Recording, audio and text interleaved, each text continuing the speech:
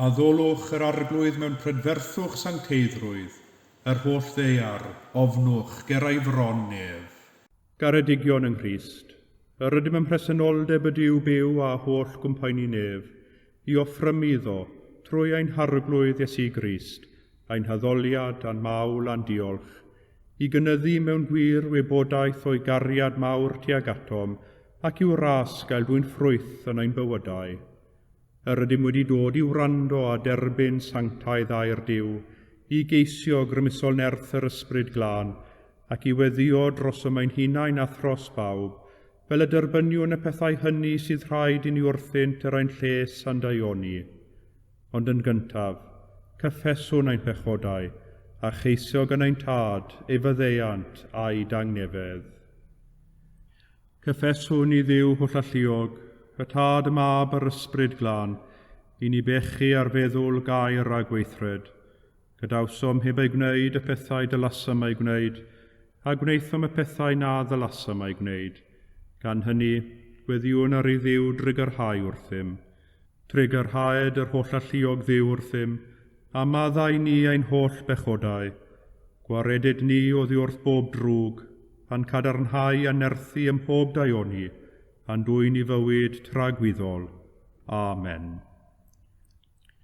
Yr holl alluog Dduw sy'n maddau bawb sydd yn wir a difeiriol, a drigyrhaw wrthych, maddau i chwi a'ch gwared oddi wrth eich holl bechodau, eich cadarnhau a'ch cryfhau ym mhob daioni, a'ch cadw yn y bywyd tragwyddol, trwy Iesu Grist ein harglwydd. Amen.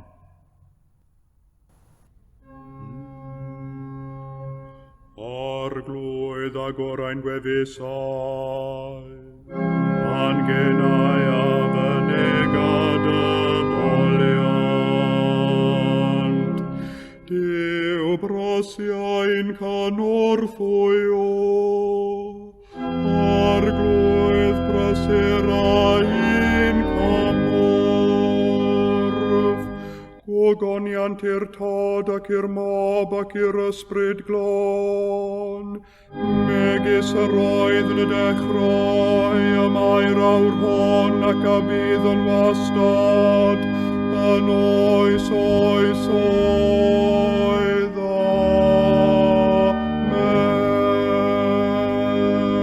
Amen. Molwch yr arglwydd, Molianus fyddo enw'r arglwydd.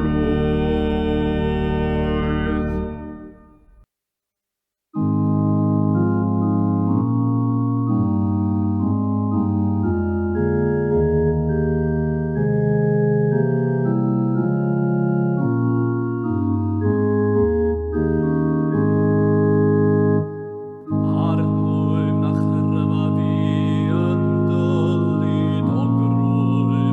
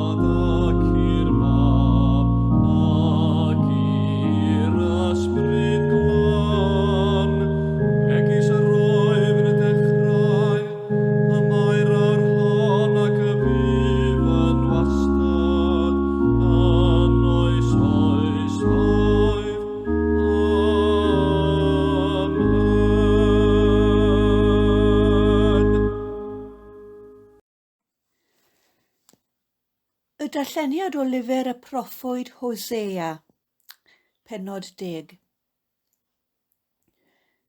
Gwynwydden doreithiog yw Israel, a'i ffrwyth yr un fath â hi, fel yr amlhaodd ei ffrwyth, amlhaodd yntau allorau, fel y daeth ei dir yn well, gwnaeth yntau ei golofnau yn well.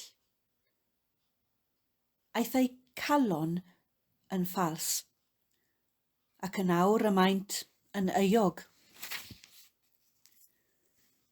Dryllia ef ei hallorau, a difethau colofnau. Yn awr y maint yn dweud, nid oes i ni frenin, nid ydym yn ofni'r arglwydd, a pha beth a wnau brenin i ni. Llefaru geiriau y maint, a gwneud cyfamod a llwon ffals. Y mae barn yn codi fel chwyn gwenwynllyd yn rhychau'r maes. Y mae trigolion Samaria yn crynu o achos llo beth afen. Y mae ei bobl yn gylaru amdano, a'i eilyn o ffeiriaid yn wylofain amdano am yw ogoniant y madael oddi wrtho. Fe ei dygyr ef i Assyria, yn anrheg i frenin mawr. Gwneir Effraim yn warth, a chywilyddia Israel oherwydd ei eilyn. Y mae brenin Samaria yn gyffeleb i frigyn ar wyneb dyfroedd. Distrywyr i chelfeidd beth afen, pechod Israel. Tifdraen a mieru ar ei hallorau. A dywydant wrth y mynyddoedd, cuddiwch ni, ac wrth y bryniau, syrthiwch arnom. Haiwch mewn cyfiawnder, medwch yn ôl tegwch, triniwch i chwi frainar. Y mae'n bryd ceisio'r arglwydd, iddo ddod a glawio cyfiawnder arnoch. Dyma derfyn y llys.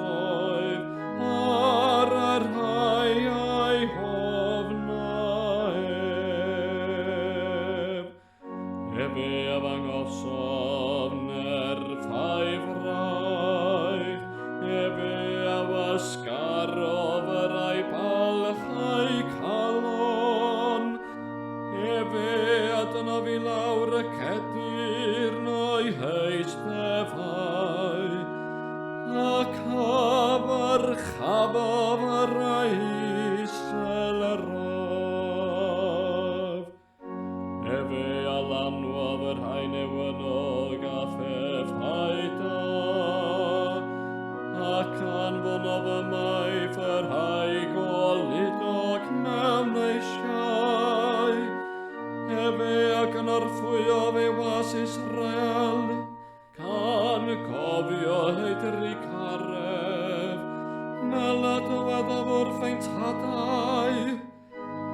Abraham ei had yn dragowydd,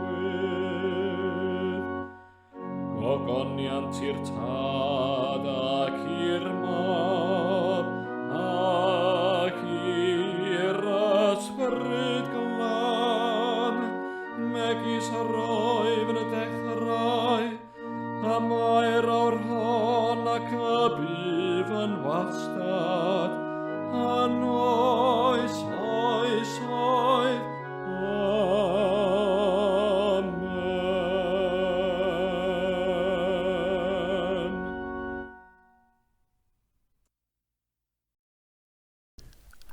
Daw ail lith o Lythyr Paul at y Galatiaid, y 4 bennod, adnodau 8 i 20. Gynt, yn wir, a chwythau heb adnabod Duw, ceithweision oeddwch i fodau nad ydynt o rannau natur yn ddiwyau. Ond yna, a chwythau wedi adnabod Duw, neu'n hytrach wedi eich adnabod gan Dduw.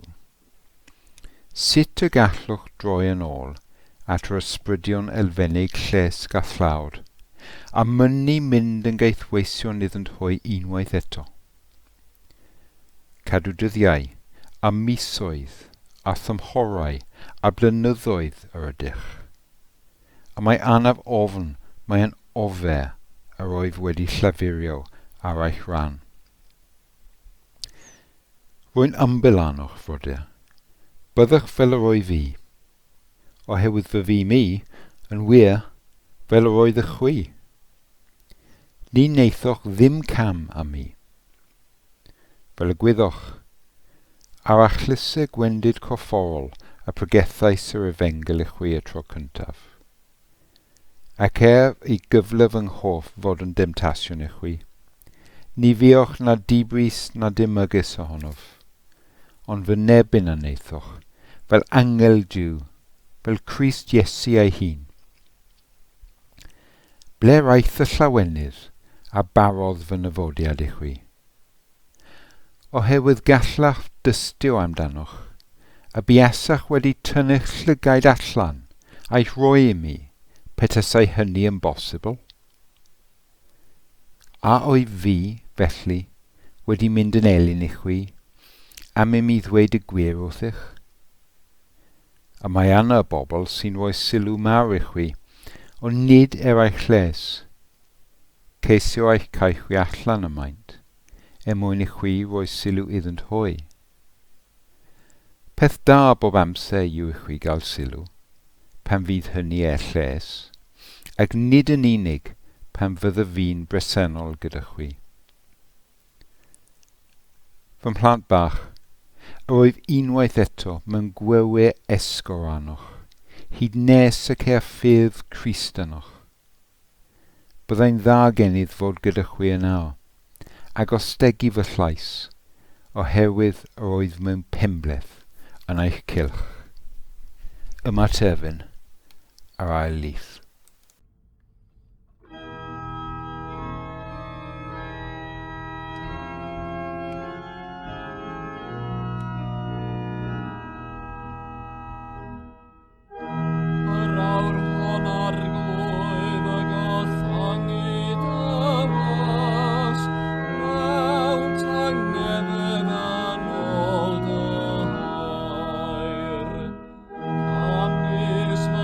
Gaid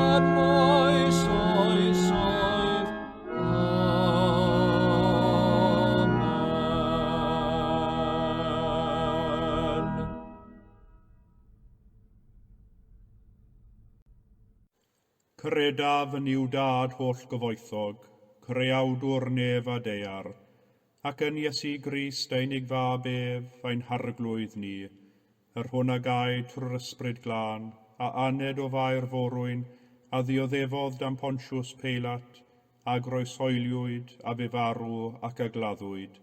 Disgynnodd uffern, y trydydd dydd y cyfododd o feirw, a esgynnodd i'r nefoedd, ac y mae'n eistedd ar ddeheilawd i'w dad holl gyfoethog, o ddiynod aw i farnu'r byw ar meirw. Credaf yn yr ysbryd glân, yr Eglwys Lân Gatholig, cymyn y Sant, myddeiant pechodau, at gyfodiad y corff, a'r bywyd tragwyddol. Amen. Ar arglwydd a fo gyda chwi, a chydath ysbryd ithau, gweddiwn. Arglwydd drigar hawr ddim, Christ drigar hawr ddim, arglwydd drigar hawr ddim. Ein tad, yr hwnnwyd yn y nefoedd, sanctaidd enw, deled y dair nas, wneler dewyllus, megis yn y nef, felly ar y ddaiar hefyd. Daroi ni heddiw ein barab ein addiol, a maddau ni ein dyledion, fel y maddaiwn yn ein dyledwyr, ac nac arwain ni brofedigaeth, aeth i'r gwared ni rhag drwg. Amen.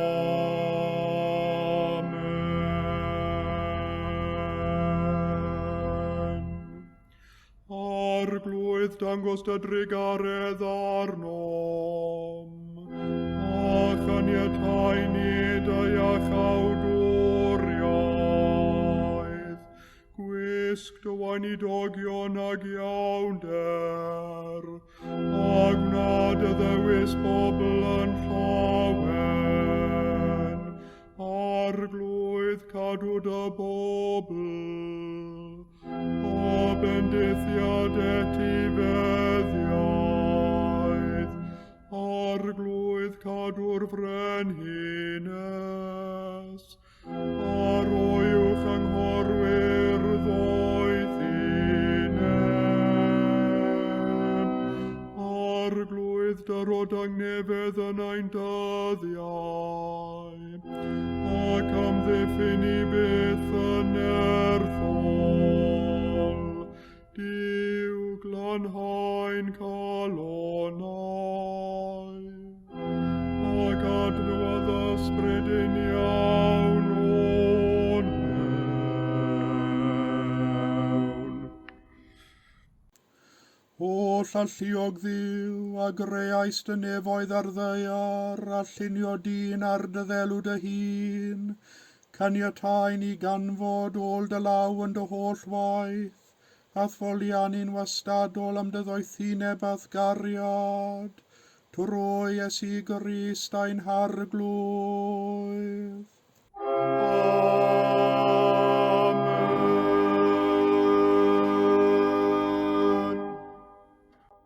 O llalluog ddiw, ffynhonell pob dymuniad sanctaidd, pob cyngor da, pob gweithred gyfiawn, Dyroedd weision y tangnefedd na all y byd ei roddi, fel y boi ni, gan i fyddhaeth orchmynion, a'n gwared gennyt rhagofn ein gylynion, dreulio ein hamser mewn heddwch a thangnefedd, trwy Iesu Grist ein harglwydd. Amen.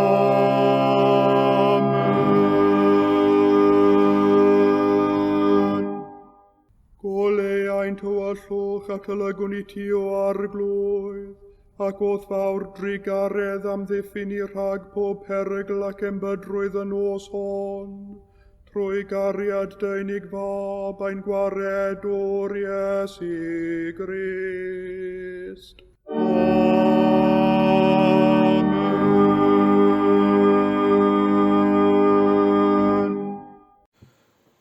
Parhawn yn ein gweddiau, gan weddio dros yr eglwys y byd, a thros bawb mewn angen. Arglwydd, achub ni rhag bod yn hunanol yn ein gweddiau, a disg i ni gofio gweddio dros eraill. Clyma ni mewn cariad wrth y rhai y gweddiwn drostynt, fel y teimlwn a'i anghenion hwy mor fyw ag y teimlwn a'i'n anghenion ein hunain, ac yr eriolwn drostynt gyda sensitifrwydd, dealltwriaeth a dychymyg, gofynnwn hyn yn enw Iesu Grist, a'n harglwydd. Amen. Wrth ni deithio trwy'r flwyddyn hon, mae'r cyfyngiadau yn dechrau llacio unwaith yn rhagor. Gweddiwn am arweiniad yr ysbryd glân, wrth ni fwrw ati ar gwaith o cryfhau ac adeiladu ar fywyd yr eglwys. Dduw holl alluog, diolchwn i ti am hyfrydwch pob cwmniaeth a chyfeillgarwch o fewn i gymdeithas dy lan eglwys. Cadarnha ni yn dy waith, ac agor lwybrau newydd o'n blaen yn y dyddiau hyn, fel y medrwn wybod sut i ddwasanaethu yn well. Gwna ni yn aelodau byw a chyfrifol o'th eglwys.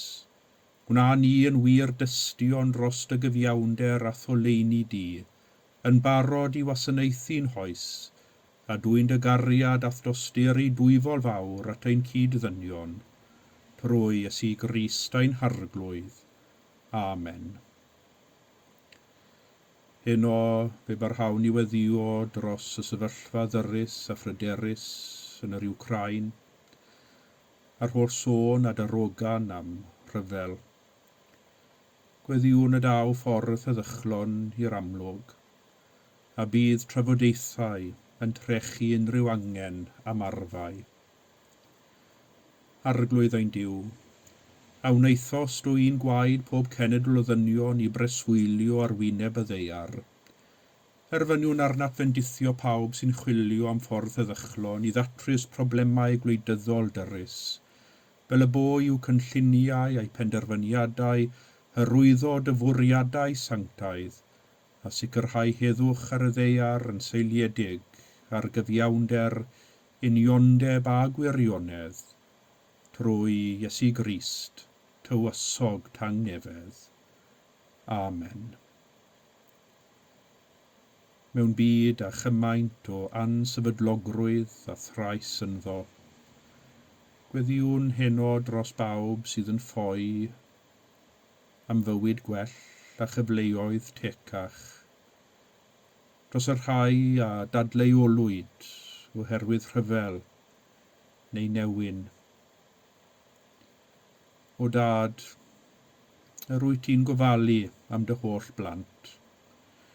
Gweddiwn ar rhan ydi gartref, yn enwedig yr rhai o'r fodwyd i ddianc o'i mamwlad, pob un ohonynt yn ysglyfaeth i ryfel, clefyd, trychineb naturiol neu anobaith. Meddala ein colonnau arglwydd, fel y gweithiom tuag at fyd heb newyn, heb hunan elw, anwybodaeth na thrais. Deisafwn ar eithgariad ymgylchynu pob ffoadur heddiw, trwy gonsern dy bobl a gwaith asiantaethau dyngarol a llywodraethau, deisafwn ar yw problemau gael ei goresgyn, ac i ffordd newydd o fyw agor allan iddynt, trwy Iesu Grist ein harglwydd. Amen. Mewn ened o dywelwch heno, wrth i ni gofio rhai sydd wedi gofyn am ein gweddiau. Y rhai y gwyddom ni amdanynt sy'n dioddef mewn corff, meddwl neu ysbryd. Cymerwn ened i gofio rhai sy'n gofalu amdanynt. Boed yn bobl broffesiynol, neu geraint, neu gymdogion. Disg ni arglwydd, i fod yn gydweithwyr â thi, mewn ffydd gweddi a gwaith, i gynorthwyo rhai sy'n flinderog llwythog dan feichiau bywyd a'u boen. Bendithia feddygon a nyrsys a phawb sy'n gweithio i ofalu am eraill yn ein hysbytau ac yn ein cymunedau, ac ysbrydola hwynt ath gariad ath diriondeb dy hun. Trwy bob ymdrech, unigol a chymdeithasol, i rwymo ar chollion yr rhai asyrthiodd ar ffordd bywyd, am lyger a gogoneddir dy gymwyn asgarwch di, a welwn yng Nghrist Iesu ein harglwydd. Amen. Cynorthwyan ni'n drigarog o arglwydd, yn ein gweddiau hyn a'n herfyniau, a chyfarwydda ffordd dyweision at gael i chawdwriaeth dragwyddol, fel ym mhob digwydd a damwain yn y bywyd marwol hwn, yr amddiffynnu'r hwy byth trwy dy resisaf gymorth parod, trwy Iesu Grist ein harglwydd. Amen. A dwedwn gyda'n gilydd eiriau'r gras ein harglwydd Iesu Grist a chariad Duw, a chymdeithas yr ysbryd glân efo gyda ni oll, byth bythoedd. Amen.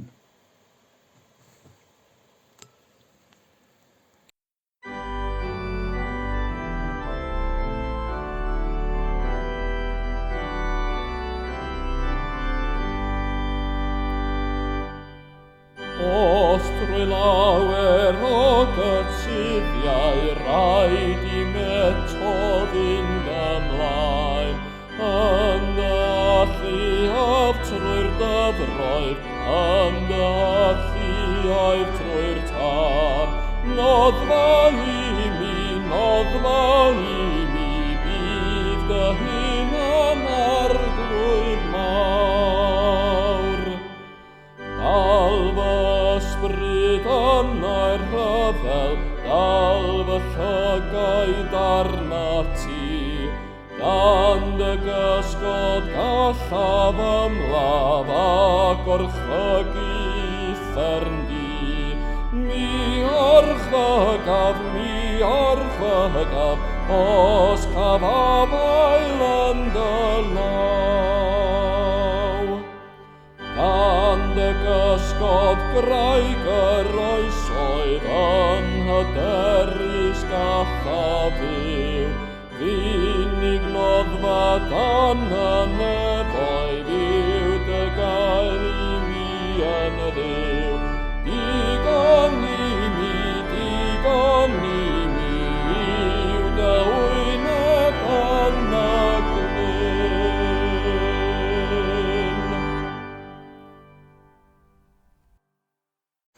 Ond yn awr, a chwythau wedi adnabod Duw, neu'n hytrach wedi eich adnabod gan Dduw, sut y gallwch droi yn ôl at yr ysbrydion elfennig llesg a thlawd, a mynnu mynd yn geithweision iddynt hwy unwaith eto. Y nawfed adnod o'r bedwaredd bennod, o epistol Paul at y Galatiaid.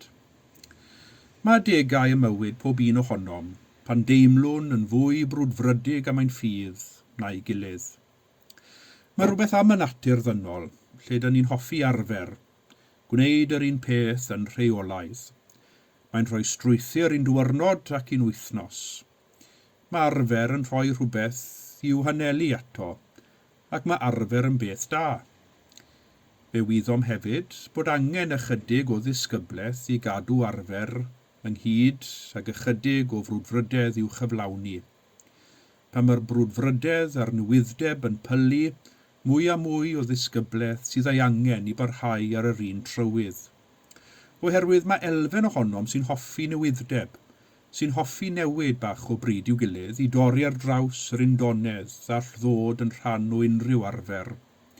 Fe wyddom hefyd mor hawdd i'w i arfer oedd gynt yn gyson ac yn rheolaidd gennym gael ei thorri gan rhywbeth neu gilydd, gyda rhywbeth y ddaw i darfu ar ein harfer, ac fe wyddom hefyd mor anodd ydyw i'w ail gydio am pethau. Ac yma'r pandemig hwn dros y 2 flynedd diwethaf, gwell neu gwaith, dim ond amser a ddengys pa un, wedi torri ar draws bron i bob un o'n harferion gynt. Erbyn hyn yr ydym wedi ffeindio arferion newydd a chreu strwythurau newydd i'n diwrnodau, ac wrth i'r cyfyngiadau lacio a phethau eilgydio unwaith yn rhagor, dyw hi ddim mor hawdd a hynny ddychweled i'r hen drefn, os mae mynd yn ôl i'r hen drefn yn rhywbeth sy'n apelio atom neu beidio.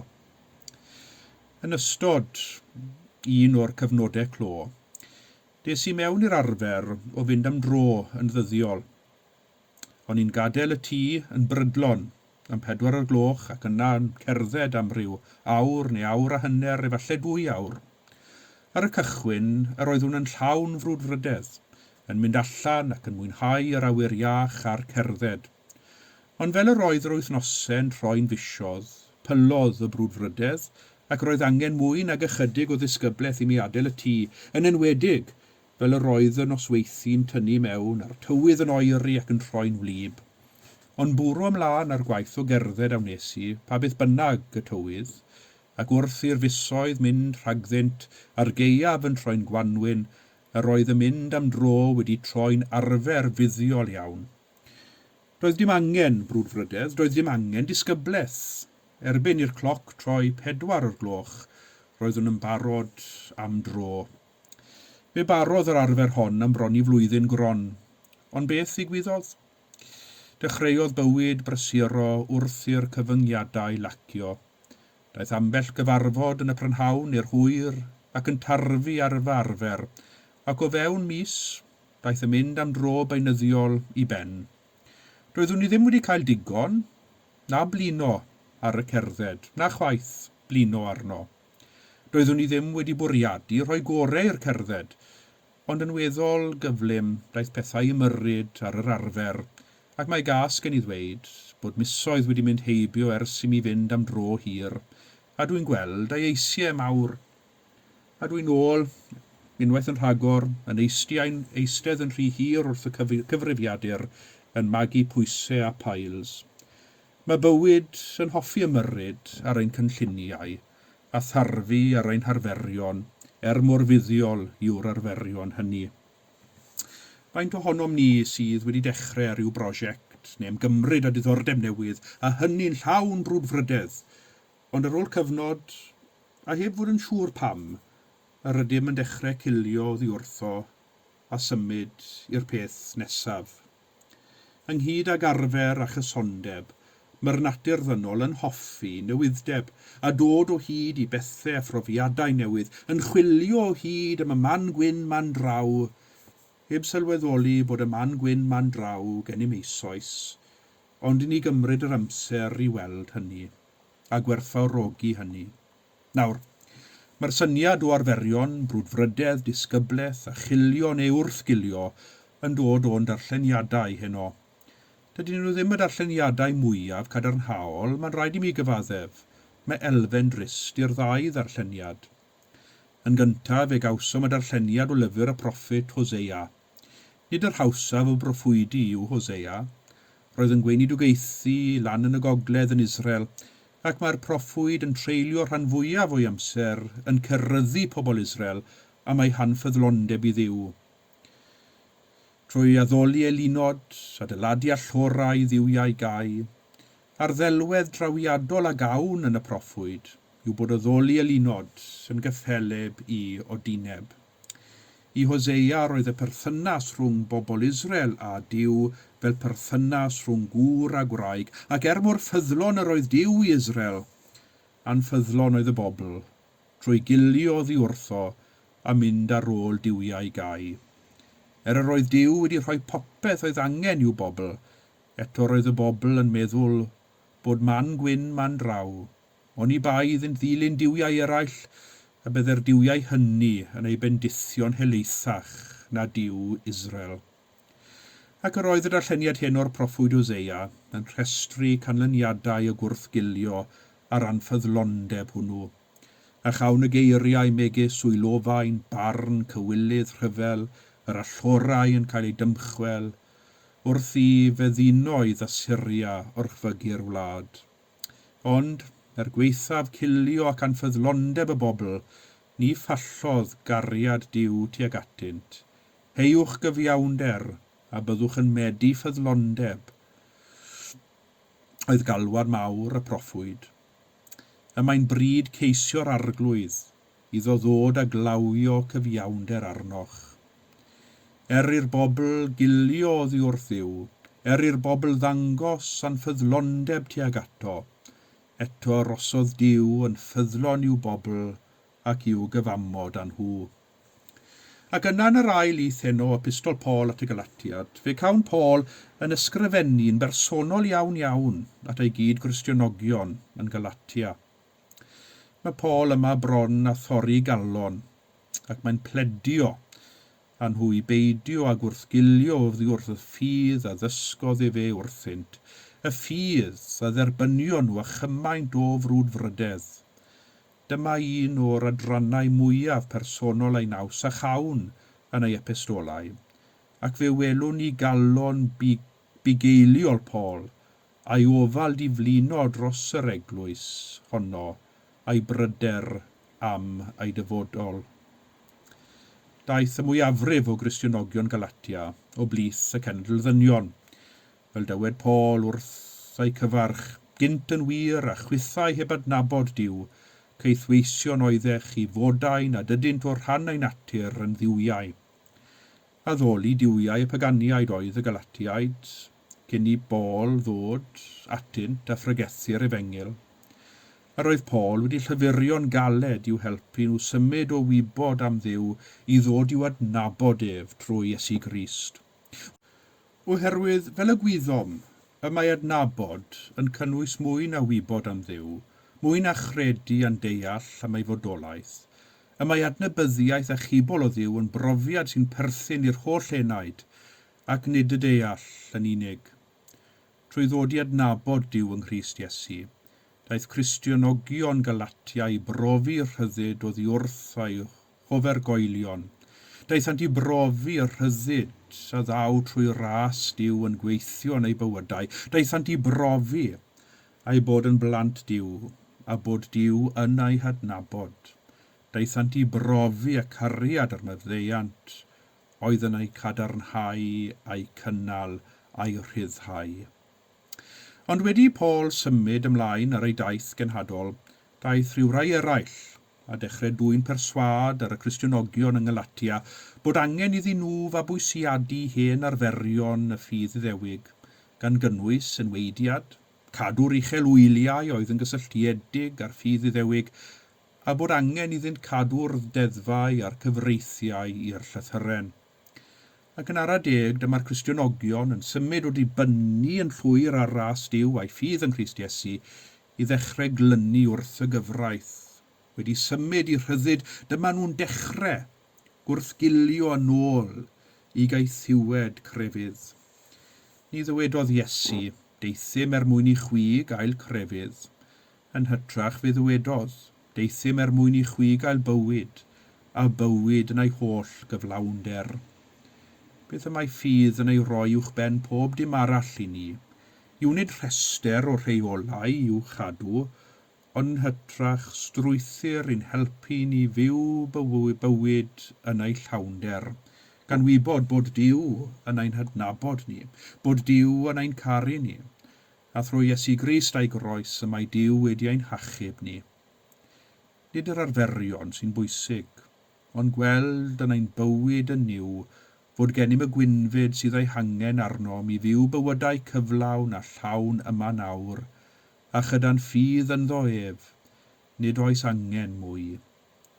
Galw pobl yn ôl at Dduw a wnaeth Hosea, ar ôl iddynt gwrthgilio oddi wrth y Duw byw i ddilyn diwiau gau, a galw yn ôl Cristionogion Galatia wnaeth Paul, wrth iddynt ddechrau gwrthgilio oddi wrth ei rhyddid yng ngras y Duw byw, i ddilyn y gyfraith a'i ofynion. Galw ni o hyd y mae'r ysgrythyr i'r gwirionedd mawr a syml, bod ein rhyddid yn gwerth fel unigolion, yn dod oddi wrth Dduw, a thrwy tyfu yn ein adnabyddiaeth ac yn ein perthynas a'i fab Iesu Grist ein harglwydd. Amen.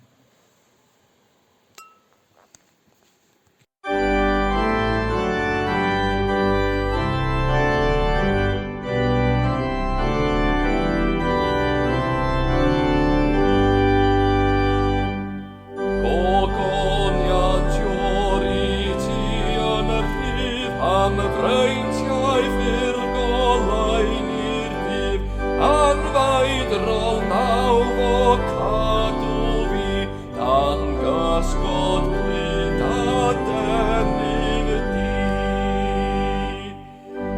Mwyn dy anwyl fab dy hun, o maddau meiau mawr bob un, fel cyn ni'n gysgu bwyf o hyn, mewn heddath i fy hun ar byd. Disgi mi fyw heb ofni'r beth yn y fwy na hyn o yn dy heb. Disgi mi farw a bod heb fraw, pan fel o Crist ar gwmwl draw.